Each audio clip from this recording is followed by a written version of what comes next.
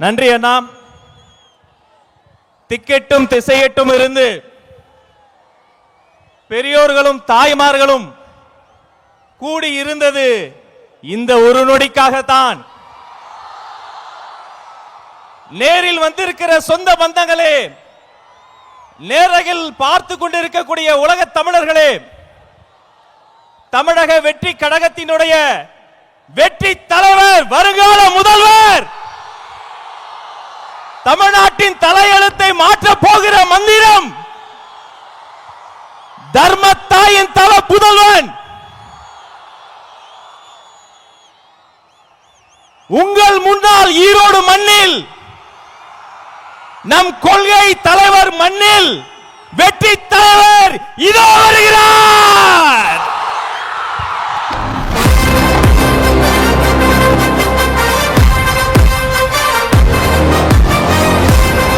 Hello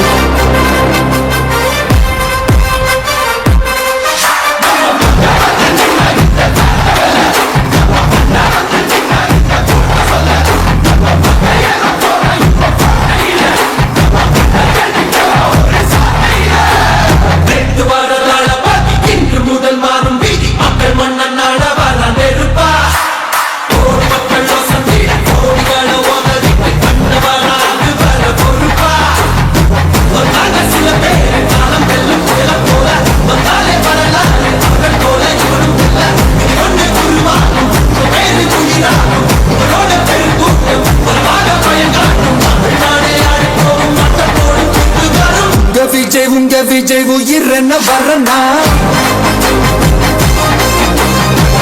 Vijay எளியவன் குரல்னா, விஜய் தனியா இல்ல கடல்னா.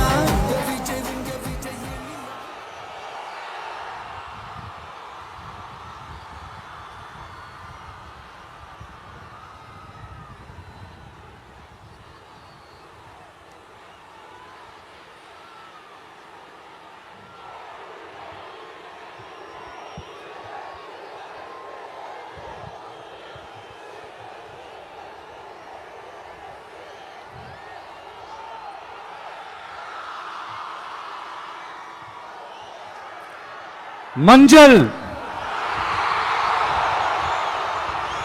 மஞ்சள் பொதுவா நல்ல காரியங்கள் ஸ்டார்ட் பண்றதுக்கு முன்னாடி இந்த மஞ்சள் எடுத்து வச்சுதான் ஸ்டார்ட் பண்ணுவாங்க.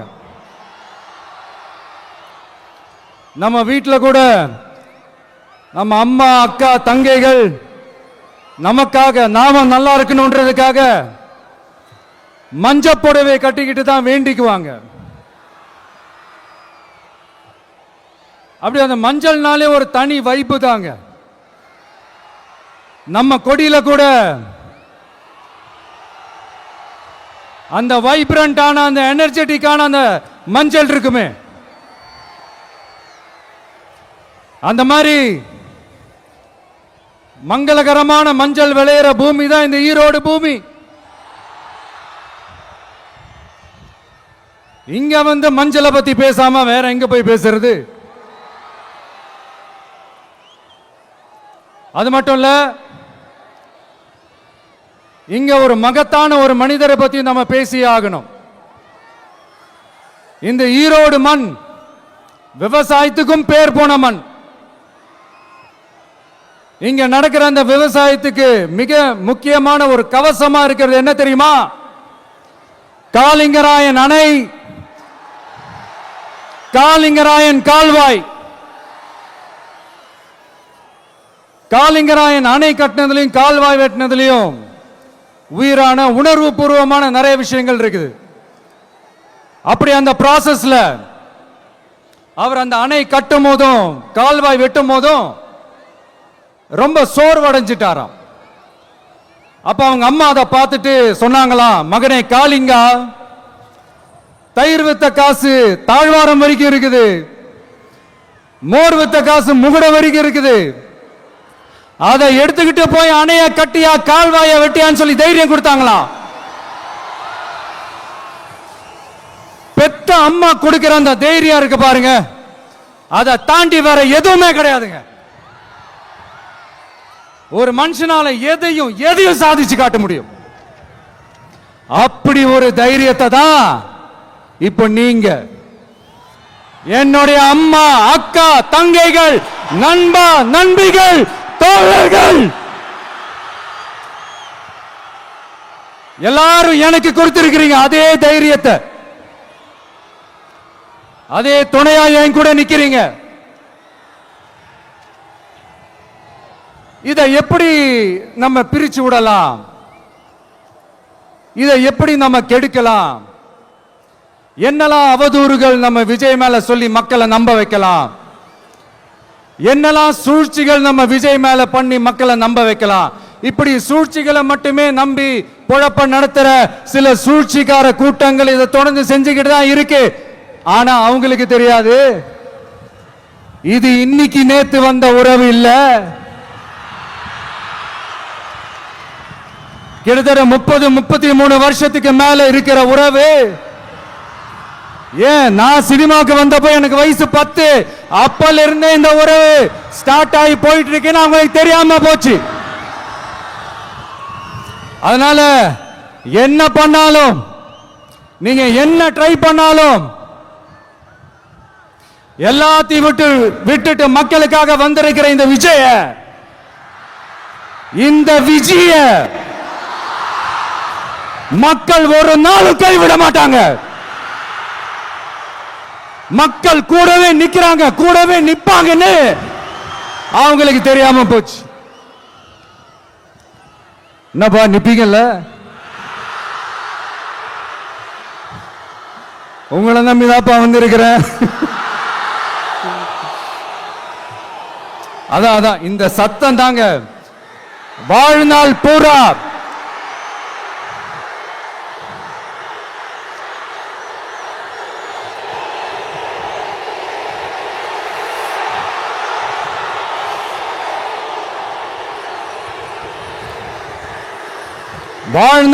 உங்களுக்கு நன்றியோடவே இருப்பேன். இப்போ நம்ம காளிங்கராயன் அவர்கள் அணையை கட்டுறதுக்காக பவானிக்கு போய் பார்க்கும்போது ஒரு இடத்துல ஒரு பாம்பு வந்து உட்கார்ந்துச்சான், படுத்துச்சான். அது படுத்த இடத்துல தான் அவர் அணையை கட்ட ஸ்டார்ட் பண்ணாராம். அப்புறம் அந்த பாம்பு வளைஞ்சி நெளிஞ்சி போற இடத்துல எல்லாம் கால்வாயை வெட்டினார்னு சொல்லி சில வாய்மொழி கதைகள்லாம் சொன்னாங்க. தண்ணியை சேமிச்சு வச்சு குடிக்கிறதுக்கும் விவசாயத்துக்கும். தம்பி கீழே இறங்கு, தம்பி கீழே இறங்குப்பா, பிளீஸ் கீழே இறங்குப்பா.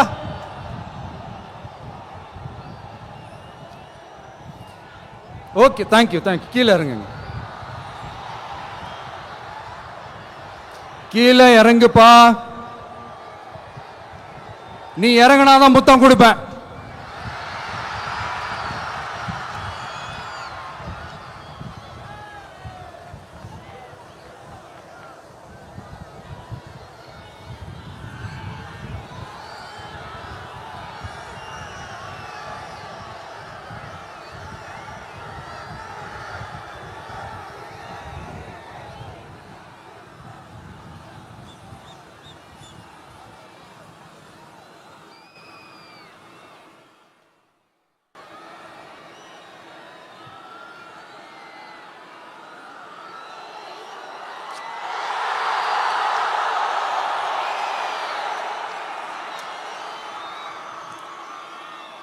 இப்படி தண்ணியை சேமிச்சு வச்சு குடிக்கிறதுக்கும் விவசாயத்துக்கும் வழி வகுக்கிறது எவ்வளவு பெரிய ஒரு நல்ல விஷயம்.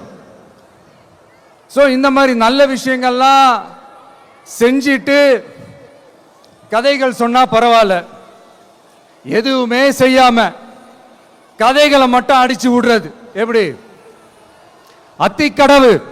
அத்திக்கடவு அவிநாசி திட்டத்தை இன்னும் விரிவுபடுத்தினா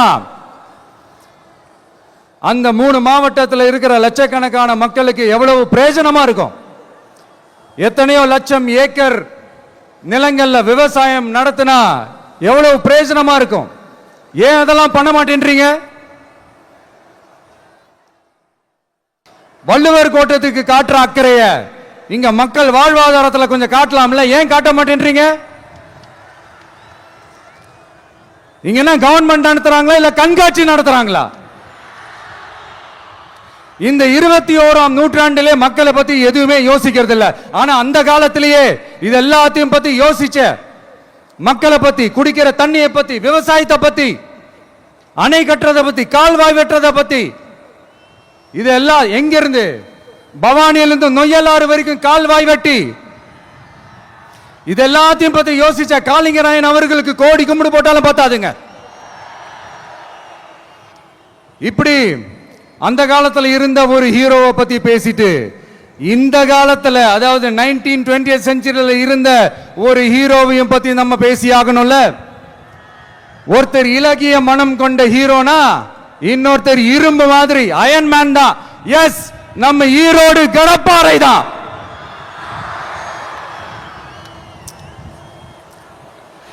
ஒட்டுமொத்த தமிழ்நாட்டையே திருப்பி போட்ட சீர்திருத்த நெம்புகோல்.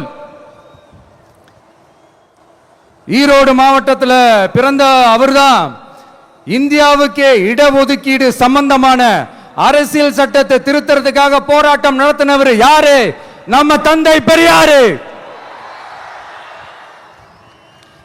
100 வருஷத்துக்கு முன்னாடியே வகுப்பு வாரி பிரதிநிதித்துவம் வேணும்னு கேட்டவர். அன்னைக்கும் சரி இன்னைக்கும் சரி ஒரு ஆச்சரியத்தோட பார்க்கக்கூடிய ஒரு மனிதர், நம்மளுடைய கொள்கை தலைவர். அப்ப அண்ணாவும் எம்ஜிஆரும் யாரு? பெரியார் அவர்கள் கிட்ட இருந்து எங்களுக்கு தேவையான கொள்கைகளை எடுத்துக்கிட்டோம். அவரை ஃபாலோ பண்ற, அவரை வழிகாட்டி ஏத்துக்கிட்ட அண்ணா அவர்கள் கிட்ட இருந்தோம், எம்ஜிஆர் அவர்கள் கிட்ட இருந்தோம் தேர்தல் அணுகுமுறையை எடுத்துக்கிட்டோம். அண்ணாவும் எம்ஜிஆரும் தமிழ்நாட்டோட சொத்து. அவங்கள பயன்படுத்துறத பத்தி யாரும் இங்க கம்ப்ளைண்ட்லாம் பண்ண முடியாது.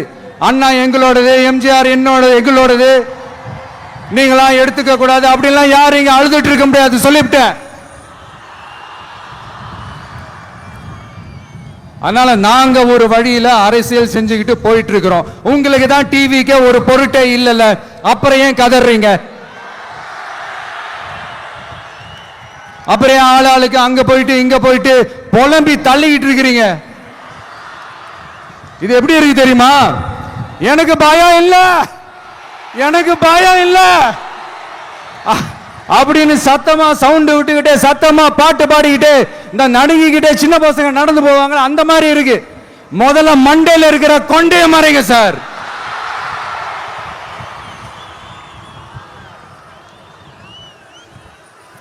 சும்மா மாறு வேஷத்துல மறு வச்சுக்கிட்டு மீடியா ஆளு, ரேடியோ ஆளுன்னு இவங்க ஆளுங்களே மாத்தி மாத்தி அனுப்பிக்கிட்டு இதெல்லாம் என்ன மக்களுக்கு தெரியாதுன்னு நினைச்சிட்டு இருக்கீங்களா? மக்கள் எல்லாத்தையும் உன்னிப்பா கவனிச்சிட்டு இருக்காங்க. அதனாலதான் சொல்றேன், உங்களுக்கு நீங்க கொள்ளையடிச்சு வச்சிருக்கிற காசு தான் துணை. ஆனா எனக்கு என் மேல எல்லையில்லா பாசம் வச்சிருக்கிற இந்த மாசு தான் துணை.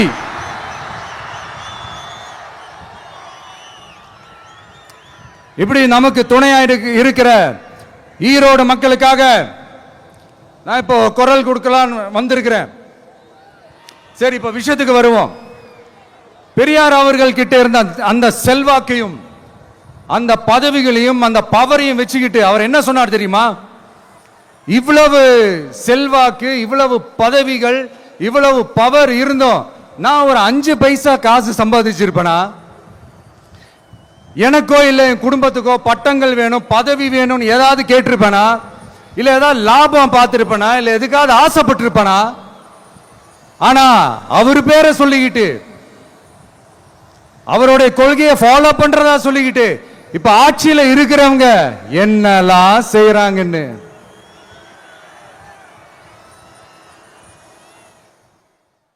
அதனாலதான் சொல்றோம், பெரியார் பேரை சொல்லிக்கிட்டு தயவு செஞ்சு கொள்ளையடிக்காதீங்கயா, தயவு செஞ்சு கொள்ளையடிக்காதீங்க. அவரு பேரை சொல்லிக்கிட்டு பெரியார் பேரை சொல்லி கொள்ளையடிக்கிற இவங்க தான் நம்மளுடைய அரசியல் எதிரி.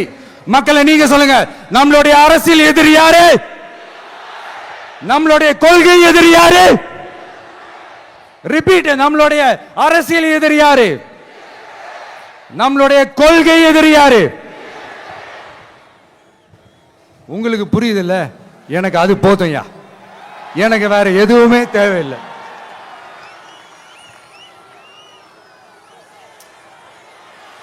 அதனாலதான்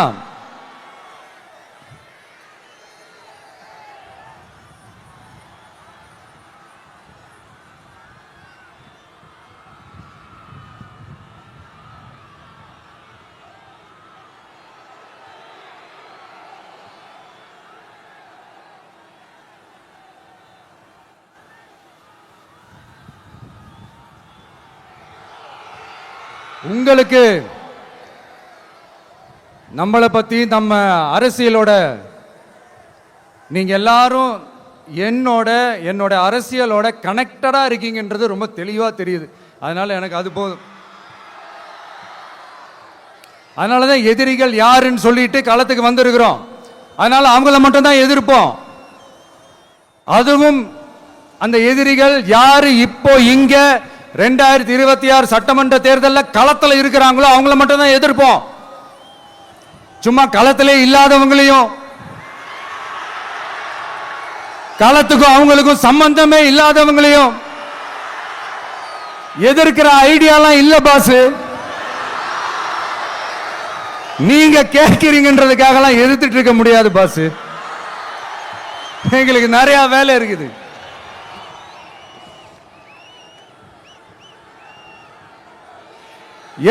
எத்தனை பொய்யான வாக்குறுதிகள்.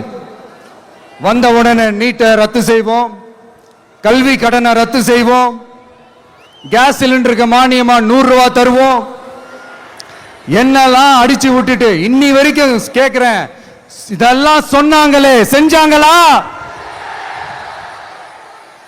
இவங்க எப்பவுமே இப்படிதான், சொல்றது ஒண்ணு செய்யறது ஒண்ணு. திமுகவும் பிரச்சனைகளும் ஃபெவிகால் போட்டு ஓட்டின ஃப்ரெண்ட்ஸ் மாதிரி ஒன்னில இருந்து ஒன்ன பிரிக்கவே முடியாது. இப்போ ஈரோடு பகுதியில் இருக்கிற பிரச்சனையை பத்தி பேசுவோம். பெரியார் பேரை மட்டும் சொல்லிக்கிட்டு எப்படி அவரோட கொள்கைகளுக்கு எதிராக செயல்படுறாங்களோ அப்படிதான் இந்த மஞ்சள் நகரத்தோட மஞ்சளுக்கும் ஒண்ணும் பண்ணல, மஞ்சள் விவசாயிகளுக்கும் ஒண்ணும் பண்ணல. ஆராய்ச்சி மையம், சிறப்பு மையம்னு கோடியா டெண்டர் விட்டாங்க, பேருக்கு கட்டிடத்தை கட்டினாங்க. ஆனா உலகமே போட்டி போட்டு வாங்குற மஞ்சளை மதிப்பு கூட்டி விற்பனை செய்ய, அதாவது அதோட வேல்யூ இன்க்ரீஸ் பண்ணி நம்ம விவசாயிகளுக்கும் இந்த மாவட்ட மக்களுக்கும் நன்மை செய்ய இதுவரைக்கும் என்ன செஞ்சிருக்காங்கன்னு யோசிச்சு பார்த்தா ஒரு பெரிய ஜீரோ தான். கரும்பு நெல்லுக்கு அரசாங்கம் விலை பிக்ஸ் பண்றாங்க, அதையும் ஒழுங்கா பண்றதில்ல. ஒவ்வொரு முறையும் பிரச்சனை. அங்க நெல் கொள்முதல் செய்யறதுல ஊழல். சரி, நாம கஷ்டப்பட்டு விளைய வச்சது வீணா போக கூடாதுன்னு நினைச்சு நம்ம விவசாயிகள் கேட்கிற லஞ்சத்தை கொடுத்தாலும் அதுக்கப்புறம் கூட அந்த கொள்முதல் ஒழுங்கா நடக்கிறது இல்லை. அதையும் தாண்டி ஏதோ ஒரு விலை விவசாயிகளுக்கு கிடைக்குது. அப்படிலாம் இல்லாம ஒழுங்கா நேர்மையா நம்ம மஞ்சளுக்கும் நியாயமான விலை பிக்ஸ் பண்ணி தரமான விதைகளை கொடுத்தா என்ன குறைஞ்சா போயிடுவாங்க? இதெல்லாம் யோசிக்கிறதுக்கு அவங்களுக்கு நேரமே இல்லை. 24x7 அவங்களோட யோசனை என்ன தெரியுமா? இந்த விஜயை எப்படி முடக்கலாம், தமிழக வெற்றி கழகத்தை எப்படியெல்லாம் முடக்கலாம், அப்படிதான் அவங்களுடைய சிந்தனையே 24x7. எத்தனையோ வருஷத்துக்கு முன்னாடி நம்ம காளிங்கராயர் நதிகளின் இணைப்புக்கு முன்னோடியா இருந்தார். பவானி ஆத்துல அவர் அதிகமான தண்ணீர் அணை கட்டி தேக்கி தண்ணீர் வறட்சியான பகுதிகளுக்கு அனுப்பினார். ஆனா இன்னைக்கு இவ்வளவு நவீன வசதிகள் இருந்தோம், இவ்வளவு சயின்ஸ் வளர்ச்சிகள் இருந்தோம், இவ்வளவு டெக்னாலஜி வளர்ச்சிகள் இருந்தோம், அவங்க வாக்குறுதியில் ஒன்று கொடுத்தாங்கல்ல, பவானி நொய்யலாறு அமராவதி 6 இணைப்பு திட்டத்துக்கு ஒரு துரும்ப கூட கிள்ளி போடல. வாக்குறுதி நம்பர் 103 சொன்னாங்களே செஞ்சாங்களா? சரி, இதாவது ஒரு பெரிய ப்ராஜெக்ட் வைங்க. ஆறுகளை சுத்தப்படுத்த பல ஆயிரம் கோடி நிதி ஒதுக்குவோம், தமிழ்நாட்டில் உள்ள ஆறுகளை சுத்தப்படுத்துவோம்னு சொன்னாங்களே செஞ்சாங்களா? ஆனா ஆத்து மணலை கொள்ளையடிக்கிறதுல மட்டும் வேலையை கரெக்டா செய்வாங்க. இதை நான் ஏன் திரும்ப திரும்ப சொல்றேன்னா மக்களே, நீங்க புரிஞ்சுக்கணும். கொஞ்சம் அசந்தா மற்ற மாவட்டங்கள்ல மணல் காணாம போன மாதிரி, மலைகள் காணாம போன மாதிரி, நம்ம மாவட்டத்தில் தனி வளத்தை கொடுத்த செம்மண்ணும் காணாம போறதுக்கு வாய்ப்பு இருக்கு மக்களே. நம்ம மண்ணுக்கும் நம்ம ஆத்துக்கும் நம்ம விவசாயிக்கும் தான் இந்த மோசமான நிலைமை. அதனால ஏதாவது தொழில் செஞ்சு பிழைக்கலாம்னு பார்த்தா அதுக்கும் எங்க விடுறாங்க. தொழில்னு பார்த்தா 30% நெசவாளர்களுக்கு கூலி பாக்கி. அரசாங்கம் நம்ம நெசவாளர்கள் கிட்ட இருந்து கொள்முதல் செய்த வேட்டி சேலைக்கான கூலியை கூட போராடித்தான் வாங்க வேண்டியதா இருக்குது. அது சலுகையோ உதவியோ நலத்திட்டமோ கிடைக்காது. நம்ம உழைப்புக்கான ஊதியம், நம்மளோட உரிமை, அதுக்கே போராட வேண்டிய நிலையில தான் இந்த அரசாங்கம் நம்மளை வச்சிருக்கு. நல்லா பார்த்துக்கங்க மக்களே, உரிமைக்கு குரல் கொடுத்தவங்க தான் இவங்க. சிறு குறு தொழில்கள் பீக் ஹவர்ஸ் சார்ஜ்னு கரண்ட்டுக்கு அநியாய விலை வச்சு அதையும் செய்ய விடாம நம்மளை முடக்கிடுறாங்க. அந்த பீக் ஹவர்ஸ் சார்ஜ் கொள்ளையால எத்தனை வருஷமா எவ்வளவு பேர் பாதிக்கப்படுறோம், எவ்வளவு தொழில்கள் பாதிக்கப்படுது. நாமளும் கத்துறோம், போராடுறோம், கோரிக்கை வைக்கிறோம். எதையாவது இவங்க கண்டுக்கிறாங்களா? கொஞ்சம் யோசிங்க. ஏன் கண்டுக்க மாட்டேன்றாங்கன்னு கொஞ்சம் யோசிங்க. அப்பதாங்க பிரைவேட்ல அதிக விலைக்கு கரண்ட் வாங்க முடியும், அதுக்கு டெண்டர் விட முடியும். அப்படி டெண்டர் விட்ட மேட்டர்ல எல்லாம் என்ன நடக்கும்னு உங்களுக்கும் தெரியும், எனக்கும் தெரியும், நம்ம எல்லாருக்குமே தெரியும். இந்த மாதிரி ஈரோடுல மட்டும் இல்ல, எந்த மாவட்டத்துக்கு போனாலும் பிரச்சனைகள் மேல பிரச்சனைகள் தான்.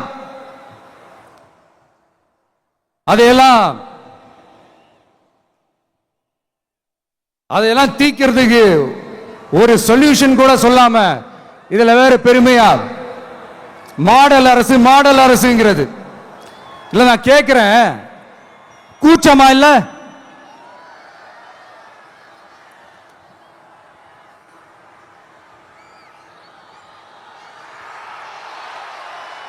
இதெல்லாம் கேட்டா அப்படியே நம்ம பக்கம் யூட்டர்ன் அடிச்சு வந்துருவாங்க.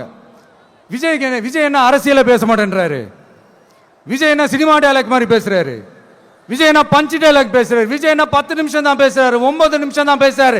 நான் எத்தனை நிமிஷம் பேசினா உங்களுக்கு என்ன சார்? நான் எப்படி பேசினா உங்களுக்கு என்ன சார்? உள்ள விஷயம் என்னன்னு பாருங்க சார். ஒவ்வொரு மாவட்டத்துக்கும் போய் மக்கள் ஃபேஸ் பண்ற பிரச்சனைகளை எடுத்து பேசிட்டு இருக்கிறேன். பின்ன அது அரசியல் இல்லாம வேற எதுதான் அரசியல்? உங்களை மாதிரி தனிப்பட்ட முறையில தரக்குறைவா அசிங்கமா பேசுறதுதான் அரசியல்னா அந்த அரசியல் நமக்கு வராதுன்னா நல்லாவே வரும். உங்களை விட எனக்கு அது நல்லாவே வரும். வேணான்னு விட்டு வச்சிருக்கிறோம். அப்புறம் உங்களுக்கு நமக்கு என்ன வித்தியாசம்? காஞ்சிபுரத்தில் நாம பேசும்போது இந்த மாதிரி உங்களால் அமைக்கப்பட போற ஆட்சியில நம்ம ஆட்சிக்கு வந்த உடனே என்னெல்லாம் செய்ய போறோம்ன்றது சிலது சொன்னோம். அதையெல்லாம் தப்பா புரிஞ்சுக்கிட்டு இப்போ சொல்றேன், விளக்கமா சொல்றேன். நான் சலுகைகளுக்கு எதிரானவன் கிடையாது. மக்களுக்கான சலுகைகளை இலவசம்னு சொல்லி அசிங்கப்படுத்துறதுல எனக்கு உடன்பாடு கிடையாது. மக்கள் காசுல மக்களுக்கு செய்யறதை எப்படி இலவசம்னு சொல்லுவீங்க? அப்படியே செஞ்சிட்டாலும் ஓசில போறேன்னு சொல்லி அசிங்கப்படுத்துறீங்க. என்ன கேட்கறதுக்கு ஆள் இல்லைன்னு நினைச்சீங்களா? மக்களுக்கு ஒண்ணுன்னா இந்த விஜய் வந்து நிப்பா, இந்த விஜய் வந்து கேள்வி கேட்பா. இந்த விஜய் எப்பவுமே மக்கள் பக்கம் தான், அதே மாதிரி மக்களும் என் பக்கம் தான். என் மக்கள் மானத்தோட மரியாதையோட கௌரவத்தோட வாழணும். என் மக்கள் யாருக்கும் கீழே கிடையாது. அப்படி அவங்க கௌரவத்தோட வாழணும்னா அவங்களுக்கான வாழ்க்கை தரம் உயரணும். வாழ்க்கை தரம் உயரணும்னா அவங்களோட வாழ்வாதாரம் உயரணும். வாழ்வாதாரம் உயர்ந்தாதான் பொருளாதாரம் உயரும். பொருளாதாரம் உயர்ந்தாதான் வசதி வாய்ப்புகள் உயரும். இதெல்லாம் உயர்ந்தாலே ஆட்டோமேட்டிக்கா அவங்களோட வாழ்க்கை தரம், அவங்களுக்கான மரியாதை, அவங்களுக்கான கௌரவம் எல்லாமே உயரும். இதுக்கான வழிகள், அந்த சூழல்களை அந்த கவர்மெண்ட் அமைச்சு கொடுக்கணும். இதுக்கான அந்த திட்டங்களை செயல்படுத்தணும். இதெல்லாம் செஞ்சாதான் அந்த அரசாங்கம் ஒரு நல்ல அரசாங்கம். இதைத்தான் அன்னைக்கு சொன்னோம்.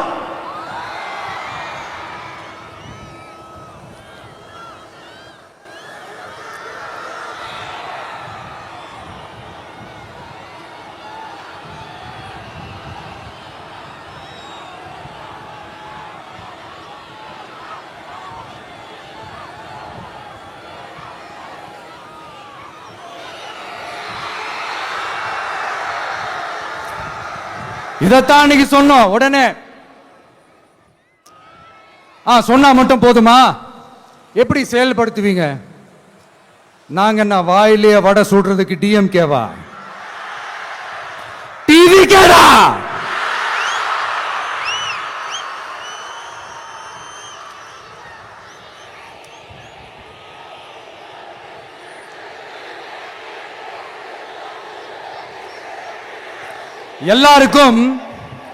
எல்லாருக்கும் நிரந்தரமான ஒரு வீடு இருக்கணும்னு சொன்னோம். உடனே எங்க ஆட்சியிலே நாங்க எல்லாரும் வீடு கட்டி கொடுத்துட்டோமே அப்படிங்கிறது இல்ல. நான் கேட்கிறேன், இங்க உங்களை தான் கேட்கிறேன், இங்க வாடகைக்கு இருக்கிறவங்களே இங்க யாரும் இல்லையா? எல்லாருக்கும் சொந்தமா வீடு கட்டி கொடுத்துட்டாங்களா? அடுத்து வீட்டில் இருக்கிற ஒவ்வொருத்தரும் மினிமம் டிகிரி படிச்சிருக்கணும் அப்படின்னு சொன்னோம். உடனே எங்க ஆட்சியிலே எல்லாரும் டிகிரி படிச்சு முடிச்சிட்டாங்களே அப்படிங்கிற மாதிரி சொல்றது அது உண்மைனா? ஸ்கூல் லெவல்லையே டிராப் அவுட்ஸ் அதிகமானது யாரோட ஆட்சியிலங்க?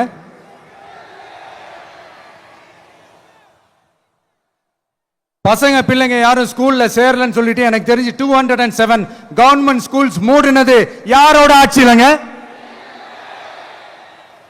இதுல கல்வியில் சிறந்த தமிழ்நாடுன்னு டிராமா வேற.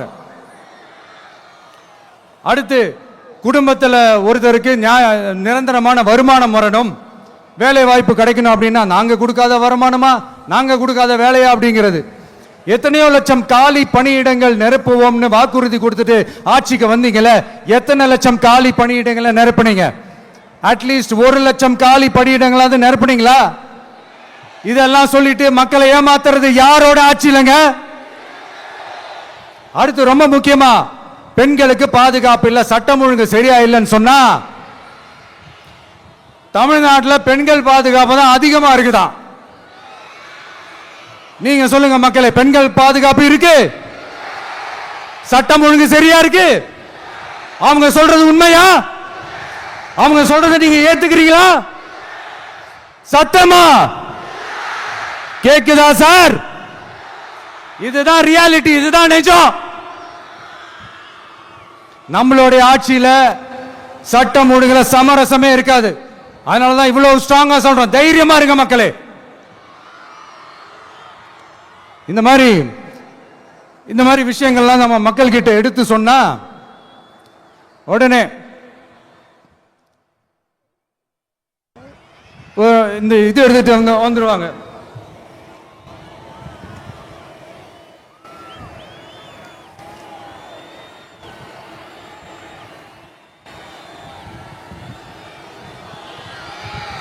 இந்த மாதிரி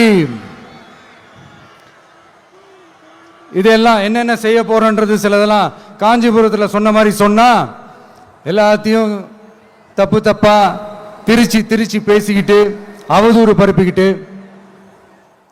நான் கூட யோசிப்பேன், எம்ஜிஆர் அவர்களும் மேடம் ஜெயலலிதா மேடம் அவங்களும் ஒரே வார்த்தையில சொல்லி இந்த திமுகவை காலி பண்ணாங்கல்ல. நான் கூட யோசிப்பேன், ஏன் இவ்வளவு ஹார்ஷா பேசுறாங்க, ஏன் இவ்வளவு ஹார்ஷா அவங்கள திட்டுறாங்கன்னு யோசிச்சது உண்டு. இப்பதானே புரியுது. அவங்க 2 பேரும் சொன்னதை இப்ப நானும் ரிப்பீட் பண்றேன். திமுக ஒரு தீய சக்தி, திமுக ஒரு தீய சக்தி, திமுக ஒரு தீய சக்தி, திமுக ஒரு தீய சக்தி, தீய சக்தி, தீய சக்தி, தீய சக்தி. என் நெஞ்சில் குடியிருக்கும் ஈரோடு மக்களே,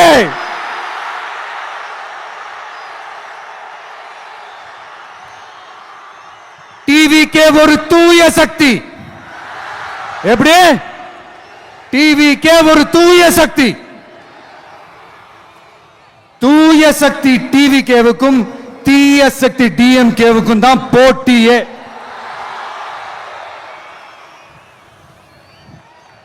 என்ன முடக்கலாம்னு நினைக்கிறீங்க, ஆனா இந்த சத்தத்தை ஒரு நாள் உங்களால முடக்க முடியாது. மக்கள் விரோத திமுக அரசை வீழ்த்த மக்கள் சக்தியான நம்மளால மட்டும்தான் முடியும். அண்ணன் செங்கோட்டையன் அண்ணன் அவர்கள் நம்ம கூட வந்து சேர்ந்தது நமக்கு ஒரு மிகப்பெரிய ஒரு பலம். அந்த மாதிரி செங்கோட்டையன் அண்ணன் அவர்கள் மாதிரி இன்னும் நிறைய பேர் வந்து சேர இருக்கிறாங்க. அவங்க எல்லாருக்குமே அந்த உரிய அங்கீகாரத்தை கொடுப்போம். அது மட்டும் இல்ல, அப்புறம் இன்னொரு விஷயம் சொல்ல மறந்துட்டேன். இப்போ ரீசண்டா ஒரு இடத்துல நம்ம சிஎம் சார் அவர்கள் பேசும்போது சொன்னாங்க, என் கேரக்டரையே புரிஞ்சுக்க மாட்டேங்கிறேன். இது சினிமா டயலாக் இல்லையா? நான் ஏதாவது பேசினா சினிமா டயலாகா? சார் பேசினா அது சினிமா டயலாக் இல்லையா? சிலப்பதிகாரத்திலிருந்து எடுத்ததா அந்த லைன். என் கேரக்டரையே புரிஞ்சுக்க மாட்டேன்றது. உங்களை எப்படிதான் சார் புரிஞ்சுக்கிறது? எந்தெந்த விஷயத்துலலாம் சார் உங்க கேரக்டர் நாங்கள் புரிஞ்சுக்கிறது? அதையும் நீங்களே சொல்லிட்டீங்கன்னா கொஞ்சம் நல்லா இருக்கும் சார். சட்டம் ஒழுங்குல நாடே சந்தி சிரிக்குது அதுலையா? பெண்கள் பாதுகாப்புல நாடே சந்தி சிரிக்குது அதுலையா? பொய் வாக்குறுதிகளா கொடுத்து ஏமாத்தி ஆட்சிக்கு வந்தீங்களே அதுலையா? எதுல தான் சார் உங்க கேரக்டர் நாங்க புரிஞ்சுக்கிறது? ஆனா ஒண்ணு, தமிழ்நாட்டில் ஆட்சி செய்யற நீங்களும் சரி, ஒன்றியத்தில் ஆட்சி செய்யறவங்களும் சரி, நீங்க ரெண்டு பேரும் முதல்ல என்னோட கேரக்டரை புரிஞ்சுக்கணும் சார். என்னோட கேரக்டர்னு சொன்னது நம்ம மக்களோட கேரக்டரை. 2026 சட்டமன்ற தேர்தலோட அந்த கேரக்டரே கொஞ்சம் வேற மாதிரி சார். அதை கொஞ்சம் தயவு செஞ்சு நீங்க புரிஞ்சுக்கணும் சார். புரிஞ்சுக்கலன்னா மக்களே உங்களுக்கு புரிய வைப்பாங்க சார். கான்பிடண்டா இருங்க சார், நல்லதே நடக்கும் சார். வெற்றி நிச்சயம் சார். மீண்டும் சந்திக்கும் வரை நன்றி, வணக்கங்க சார். நண்பா, நண்பிகள், இங்க வந்து எல்லாம் வந்து பார்த்தோம், எல்லாம் நல்லபடியா நடந்தது. சேஃபா வந்துட்டு சேஃபா வீட்டுக்கு போயிடுங்க. எனக்கு எல்லாத்தையும் விட நீங்க தான் எனக்கு முக்கியம். தயவு செஞ்சு சேஃப்டியா போயிட்டு வாங்க. ஒரு ஈரோடு செல்ஃபி ஒன்று எடுப்போமா?